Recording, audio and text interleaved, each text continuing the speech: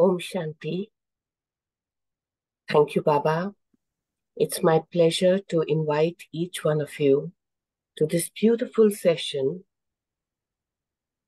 which we have now planned on joy and spiritual happiness. And it is my pleasure to invite our BK brother, Tim Whiting, who became a student of the BKs in the late 90s. Since then, he has been a teacher and student of Rajyoga as taught by the Brahma Kumaris. After his first trip to Madhuban, he returned to Australia to move into a center and has been living in the center since then. Most recently, he was based at the Peninsula Retreat Center for 8 years before moving to the BK's Retreat Center in the Blue Mountains just outside of Sydney, where he currently oversees the day-to-day running of the kitchen and the dining room. He enjoys being in nature, taking the opportunity to travel, thinking deeply about things that matter, and baking bread. He has run many retreats and workshops, mainly around the topics of balance, happiness, and silence. Some titles are The Wisdom of Happiness, Boundaries, Balance, and Blessings, destiny, choice, and freedom. Simple is best, the economy of the soul, and creative spirit, to name a few. So we now welcome our dear brother, Tim Whiting, to kindly take us through this session that we are all eagerly waiting to listen to.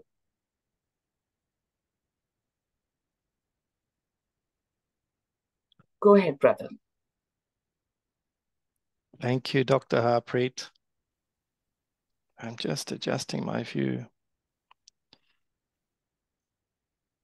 Okay. So a very, very good morning to each one of you. And since I was given the invitation a few weeks ago, I've been tuning in when I can. And yeah, I can see there is a great deal of enthusiasm.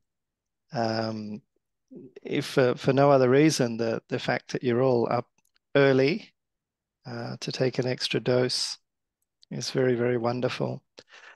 So the topic is joy in spiritual happiness, and there's a bit of a word play going on there because the join is not Join, but Joyn. So joy and spiritual happiness, or join spiritual happiness. So for me, I think it's always very valuable for us to stop and reflect, why am I on this path? And each of us will have our own motivation. There will be an incentive at the beginning of our Brahman life that led us here.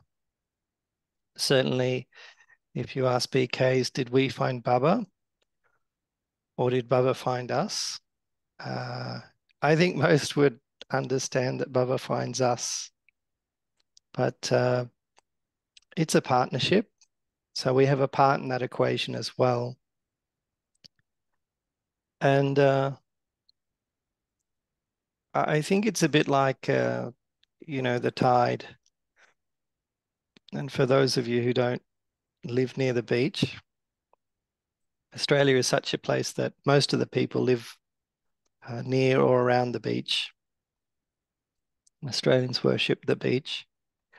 And so the passage of the tide is that when it's high tide, the waves will come in and they'll come to the highest point on the beach where they will reach. And also when we have low tide, the waves will go out and the water line will go as far as it, as it will. And this changes with the passage of the moon. And so it might be that people are sitting on the beach having a picnic. They've got their picnic blanket and their umbrella and everything. And it was low tide when they set up their picnic. But then after a few hours or some time, the tide comes in. And so they're in danger of being inundated.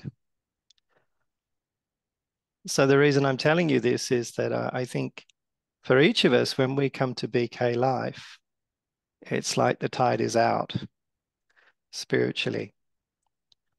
And if we stop and reflect what was happening at the time or around about the time when we came to Baba, with the tide being out, there's a feeling of emptiness within the soul. And so we're seeking to be full.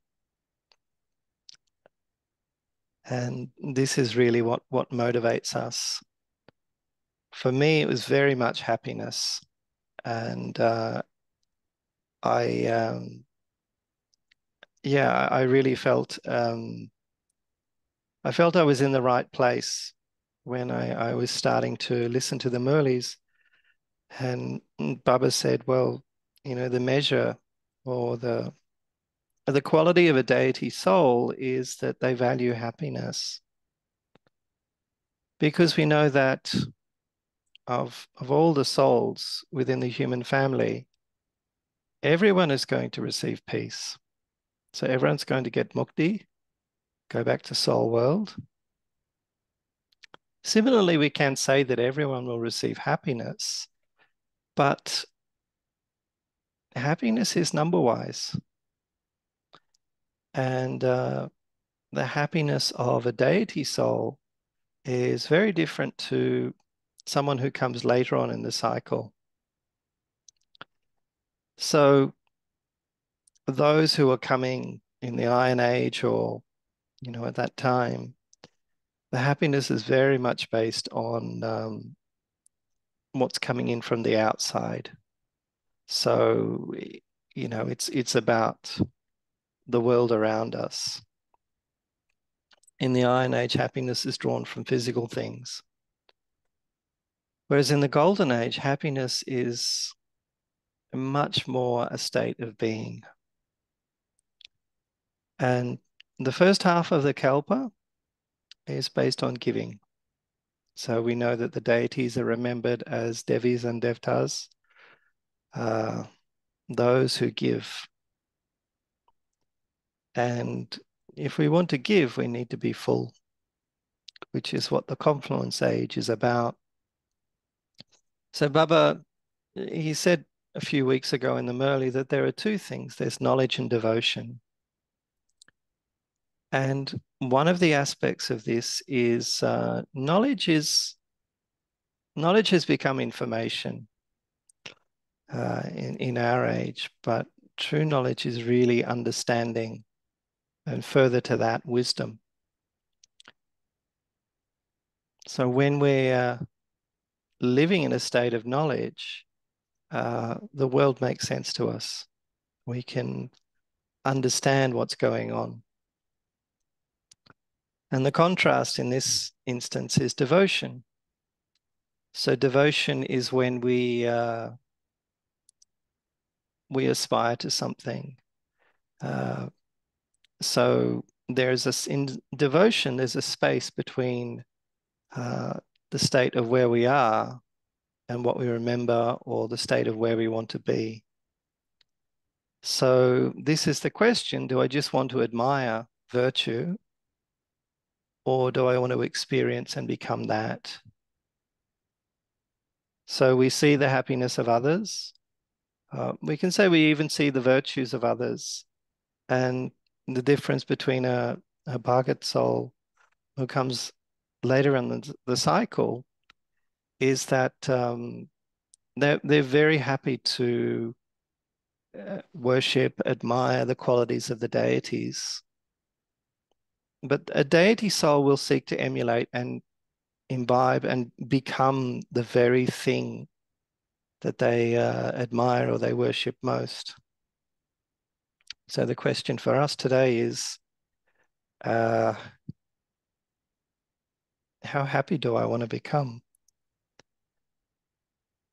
And for me, looking around at my friends and family, I felt like the happiness that they were enjoying was quite limited.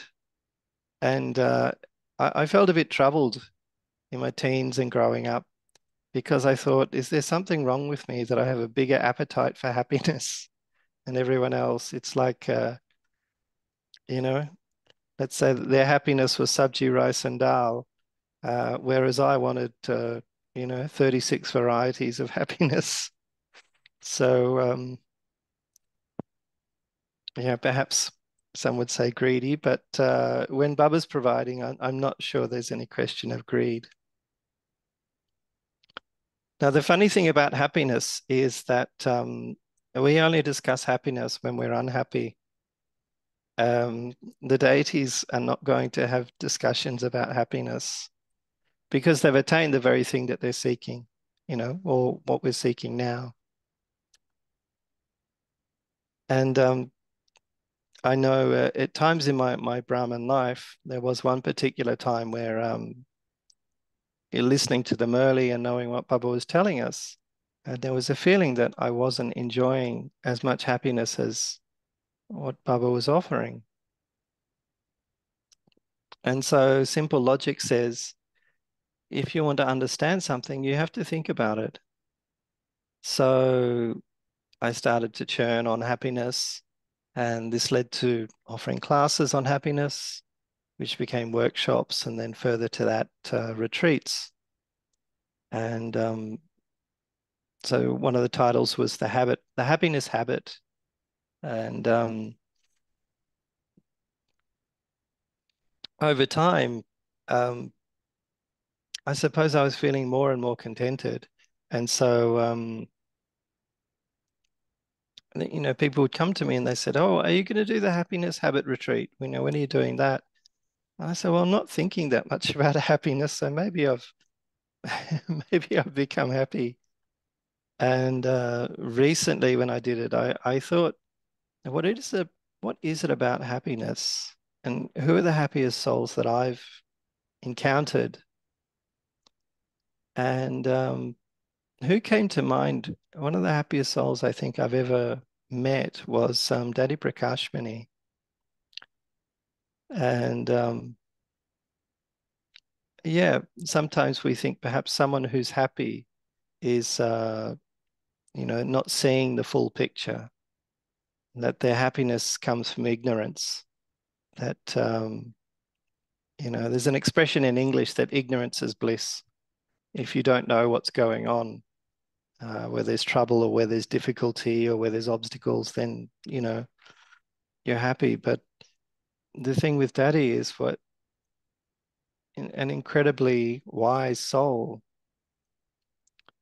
And I think she saw much more than the rest of us. I think she could see so much of what was going on so many levels. However, she she looked after her happiness. And so this is the thing, not just to hope that it will land in my lap like a birthday gift, but it's something that I have to, like my stage, I have to maintain my stage. I have to look after my stage, So it's a nice question to ask myself, am I looking after my happiness, you know? In the same way that we have to look after our health. One of the things to understand about happiness is that because we know in soul world, we experience the quality of peace. Soul world is, the state there is constant, consistent, and because it's not a place of change, there's no experience of time. We can say that time and change are analogous. So where there's the experience of the passage of time, we also experience change. When we take our rest in soul world, whether we're there for 2 seconds or whether there for 4,900 years, it's timeless. When we come into the physical world, this is where we experience all the virtues beyond peace. And of course, the one that's spoken about often, or the most we could say, is happiness. But happiness also goes through those stages of Sato, Pradhan, Sato, Rajo, and Tamo. And one thing I think of the soul is as a vessel, in the same way that there might be like a drinking vessel or, something you fill water with or whatever it might be. Uh, there's the aspect of the capacity of the soul. And certainly, if we're going to travel through the passage of the drama, the full 5,000 years of the Kalpa, we are souls that have a greater capacity. In the same way that a car needs a petrol tank, it needs to be able to accommodate enough petrol for a longer journey. The same with the soul. Now, when a vessel is full, if you've ever tried to, ever come across a tank or a barrel and you've tried to move it and it's full of water, it's very, very heavy and very difficult to move. So the quality of being full, along with it comes stability. that we have this steadiness because we are full, we're absolutely stable. And in this sense, the happiness of the deities comes from that fullness. And another thing that Baba said recently about Satyug is that the religion of Satyug is oneness.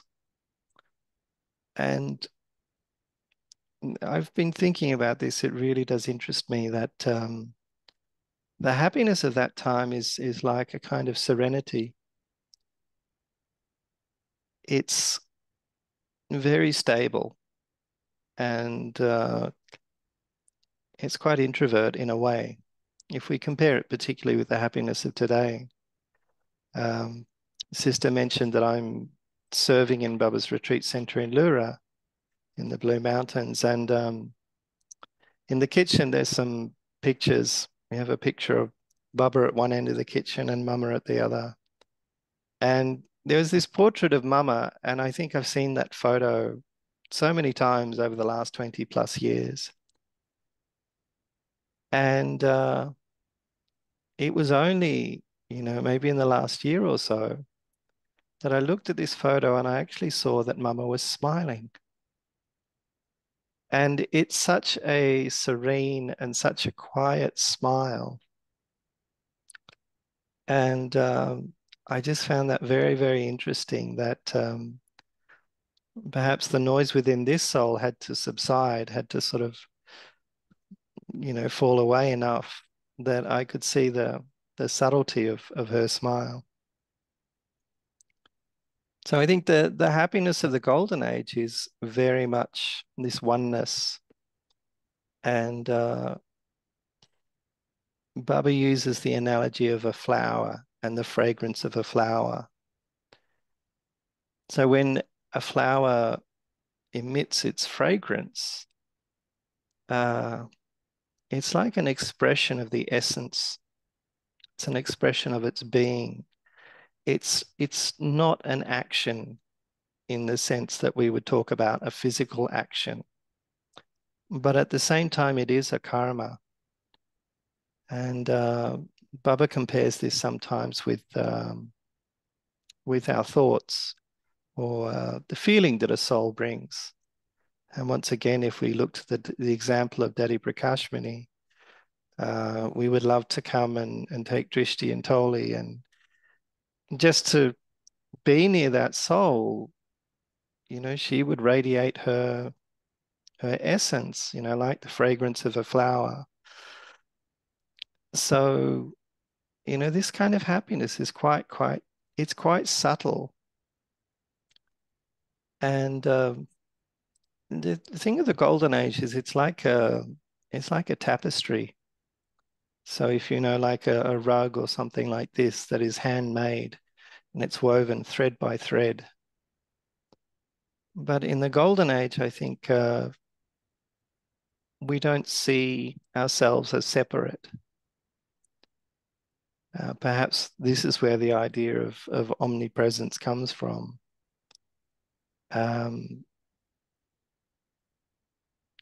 Our sense of being is like a shared sense of being. I mean, the fact is, physically, we're all individual, but I think the feeling is one of connection, and as Baba said in the Murli recently, oneness. And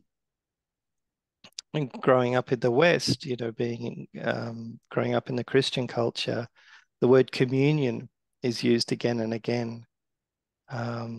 So there's two words there, which means together, and then union. So we know a union is so it's coming together. And so I think the experience is it's a feeling more than a fact. And a feeling is not necessarily a fact. The fact is that we're, as I've said, physically individual, but the feeling is if we were to come before Krishna or Lakshmi Narayan, the happiness of that soul, I don't think I would distinguish from my own, like the fragrance of a flower. Whereas in the Silver Age, perhaps the happiness of the Silver Age is a bit more, if we look at the tapestry, we look at the thread and we look at one thread and we say, yeah, this is me. And so there's a singularity. There's a distinction between what I experience and what someone else experiences. If someone said in the Golden Age, when a bird flies by, we just observe it and there's the feeling. Whereas in the Silver Age, when the bird flies by, we say, wow, look at that bird, how beautiful. So there's this subtle separation. Then, of course, when we move into the Copper Age, our happiness is interrupted. And there's the subtle influences of the vices. So for the first half of the Kalpa, where giving is natural because the soul, the vessel of the soul is full, in the second half of the Kalpa, we've reached a half full state because we've come halfway. And so subsequently, there are new souls coming down and they're in their full state, they're in their Sato stage. And so we look to them, we think, wow, how wonderful. And this is when give and take, the exchange begins. And so we start to lose our energy because, this giving and taking, we're not drawing from what we've stored at the confluence age with our connection with Baba, but we start to take from other souls, and then finally we take from matter. And as long as there is some at least subtle hint of the vices, there's going to be a loss of energy. And the vices have been compared or described as like a kind of addiction.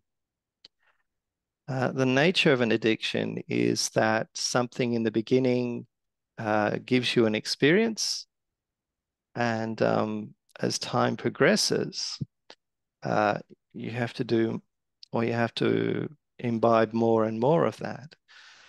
So if someone is drinking alcohol or taking some drugs, in the beginning, just a little bit will give them an experience of intoxication. But as time goes on, they need to increase the dose. And so with each of the vices having their own kind of, what would you say, sales appeal, or you think of it as a hook. I've spoken to people about anger and I said, look, have you ever made a good decision when you've been angry? And they said, well, no. Some people say, yeah, maybe at the time I thought it was. But we have to go back and, do some healing, do some apologies, because the intellect is suspended at that time. So anger will promise us control. I think desire will promise us attainment. Greed will promise us abundance. Attachment will promise us security. And ego will promise us status or identity. And of course, we know that these are false promises. And the effect is that, as I said, we lose these power from these things.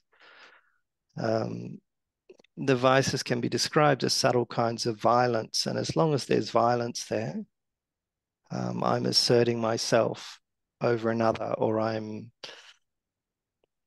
gaining some temporary power from another soul. And so this is a kind of violence, and violence will inevitably lead to suffering. And so, happiness cannot exist along with suffering or sorrow. They'll be mixed at the very least.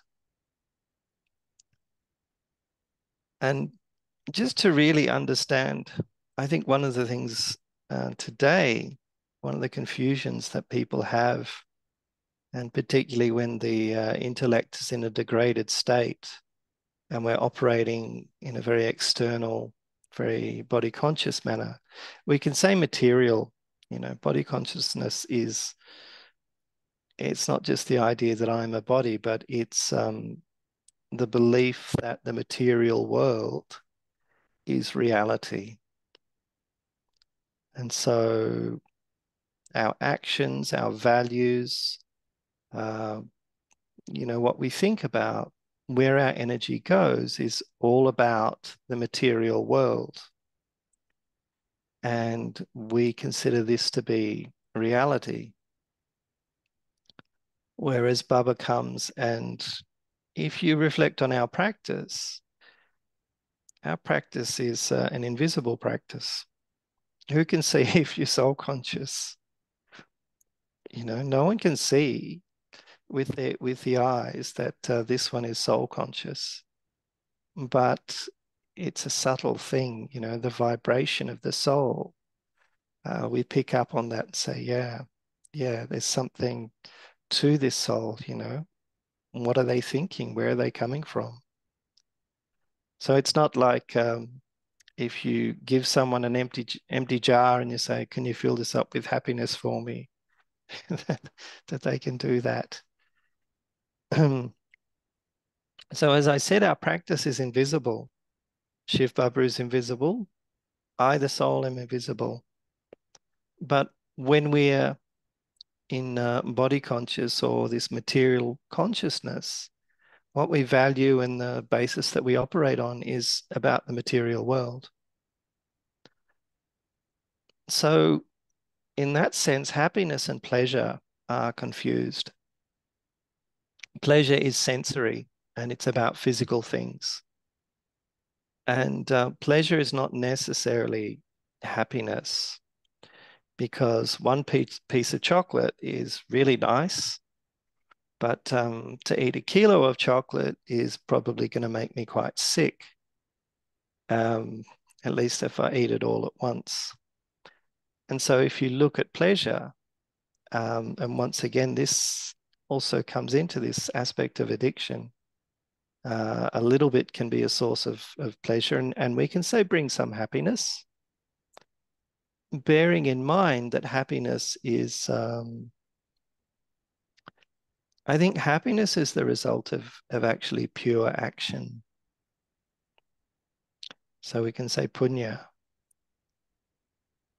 That means that what's behind the action is virtue. So once again, this question of giving, and it means that the motivation, the energy behind that action is pure. So we were talking just before, I was mentioning the idea of happiness and suffering not existing together. Now, one of the titles that I had suggested was, for the talk, was actually The End of Sorrow. I heard this phrase and it really, really struck me, because happiness means the end of sorrow. Yeah, so I'm seeing, okay, so Raki's sending some notes.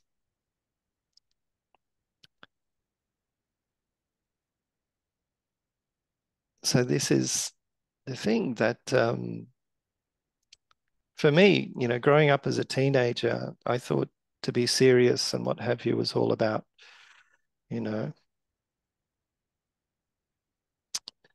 being intense and there was some sort of, I can say, romantic attraction about being in a state of sorrow. And it's interesting, if you look through your music collection and reflect on how many songs do you have in your music collection which are actually about happiness. And I think you'll find, even if you do have some, there'll be a small number. How many songs do you have about heartbreak and loss and now you're gone? And this thing of desire is that we want what we don't have. And I think this is a bit like, it would be a curse if someone came up to you, if you met some sadhu and you had a disagreement and he said, you are going to always want the thing that you don't have. So how does that translate into reality? I go shopping, I've been admiring these shoes for a month, and I finally saved up enough money and I go and I buy these shoes and there's a moment of attainment. But the curse is I want the thing that I don't have.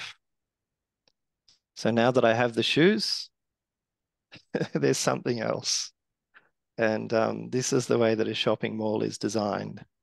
Certainly in the West, it's full of these big windows to show you all the things that you don't have. And if the soul is missing something, if we're not completely full, we can be drawn into this. So I think that we live in a culture of sorrow because there's, attachment underpins so many things. That my security is tied up in other people and other things and roles and what have you. I really think what the world celebrates in our songs, in our storytelling, so much of it is actually about sorrow. Because when we do reach a state of happiness, and certainly happiness in its Sato or Sato Pradhan state is fullness and contentment, and we don't seek, we're no longer looking for anything because we just feel full. So it's good to check what is the nature of my give and take with others. A nice question to reflect on is, how do I like to be treated? And you can write this down for yourself and reflect later. How do I like to be treated? What's the virtues behind the way that people, should treat me, with respect, with regard, whatever it is. And how do I like to treat others? So it's good to check, what's my currency? I've come from Australia, and in order to go to the market and to buy anything, I have to change the currency, Australian currency, to Indian rupees. Otherwise, there can be no, in a financial way, there can be no give and take. And it's good to reflect in a spiritual way. What's the nature of my give and take with others? When people come to me, what will they experience? And, when I converse, when I work alongside, whatever it is I do with others, what is it that I give to them and what is it that I receive in return? So the currency of the Iron Age is sorrow, and in big ways and in very little ways. It might just be, I find growing up in Australia, and one thing I see when I come to Asia, India, um, Australians, one thing in Australian culture is this question of what we call the tall poppy. So if you can imagine a poppy field, and they don't all grow up at the same height. Some of the poppies will grow up a little bit taller than others. And Australians, their response to this is, to cut the tallest poppy.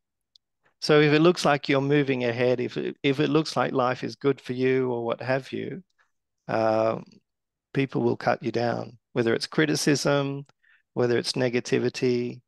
And you just open a newspaper. There seems to be a cycle that one day someone will be a hero, whether it's a politician, whether it's a public figure, whether it's a pop star or someone like that. And people enjoy that, yeah, this one has moved ahead, but then there comes a time when they're happy to cut them down. And so, yeah, this is a kind of violence in the mindset of at least the culture that I've grown up in. And the contrast for me is when I come to other places where there's not this negativity, it's not so obvious, or there's not this cynicism. And there's places I've been where this is absent, and it's so refreshing for me. It's really nice. So that's my inspiration that although I've become very used to it because I've grown up in that context, uh, yeah, let me not deal in this kind of negativity. So excuse me for a minute. I just need to top up.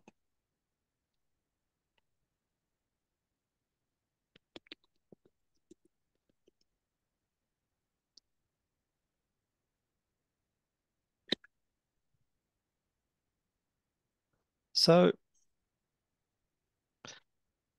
what is the basis of happiness? I've suggested it's pure action. So that comes from the quality of purity. And I think of purity in terms of the light of the soul. Um, so this is the thing, we talk about light and dark. Darkness being ignorance and negativity. They say that ignorance is worse than suffering. Because when we're in a state of suffering, at least there's the incentive that let me get out of this. If I'm in pain, be it some sort of physical, financial, emotional, spiritual pain, we want to move away from that. And this is interesting too, because one of the cycles we can spin is to understand that when we reach the depth of our sorrow at the end of the Iron Age, there is an incentive within that. There's the memory within the soul of how happy we were. And so we're motivated to seek that again. And so this is one cycle, we can say, the cycle of happiness and sorrow. When our happiness subsides and we experience sorrow, the motivation is to seek that happiness again. And we go from happiness and then onto sorrow. So when we don't understand, when there is ignorance, we're in sorrow, but we don't have the knowledge to actually take ourselves out of that. So happiness and the purity of the soul go together. So we know that the deities are pure. They have this innate or this very natural understanding. And that's what we're accumulating at this time. Baba is the remover of sorrow and the bestower of happiness. How does he remove our sorrow?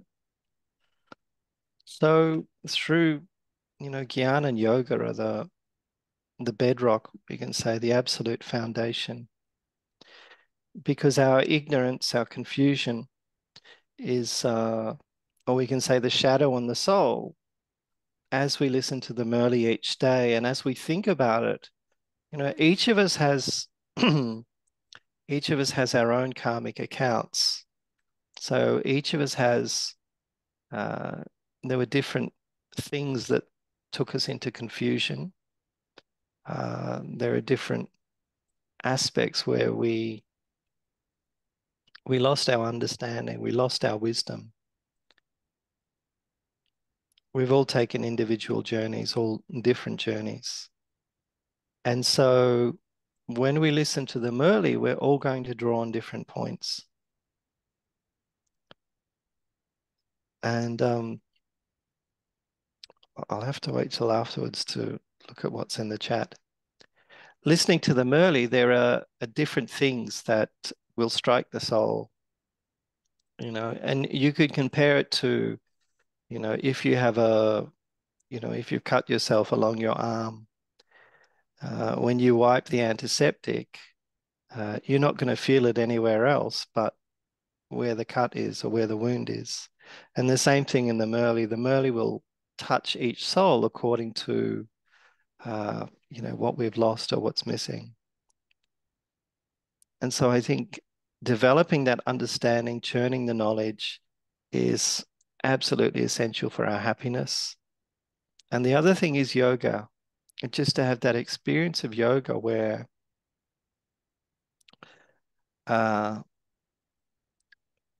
Baba's light is touching the soul and bringing light to the soul. And, that light is, it's the purity of the soul.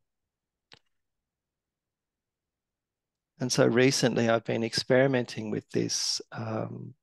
When I sit for yoga, doing my best not to be drawn into the internal conversations and processing things and thinking about this and stories and what have you, but letting my yoga be very simple, very essenceful, that I'm a point and I connect with Baba, who is also a point. And this experience of sharing Baba's vibration and starting to vibrate on a similar level. And I mentioned the word communion, or Baba talks about oneness. The fact is that we're separate, but the feeling is that we're combined.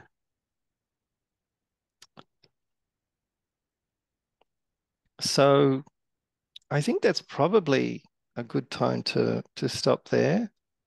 I know, where are we now? It's 5:45.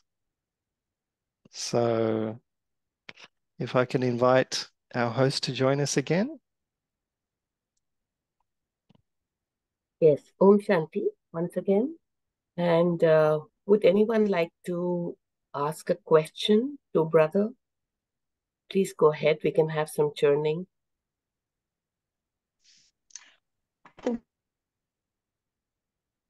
Om Shanti, brother.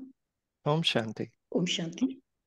When this word happiness comes, I just remember when I was young in my school days, I think I've read a folk tale of a happy man's shirt.